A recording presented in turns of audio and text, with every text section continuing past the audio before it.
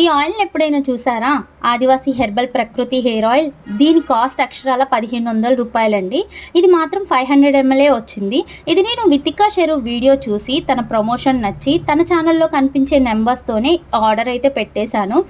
తను చూపించిన విధానం, ప్రాసెస్ మేకింగ్ అంతా నాకు బాగా అనిపించి, ట్రస్ట్ అనిపించి ఈ ఆయిల్ ఫస్ట్ టైం ఇంత ఎక్స్పెన్సివ్‌ది తీసుకున్నాననమాట. సో ఇది నాకు మైసూర్ నుంచి వచ్చింది. నిజంగా ప్యాకింగ్ అంతా చాలా నీట్‌గా చేశారు. కాకపోతే క్యాప్ మాత్రం కాస్త విరిగిందనమాట.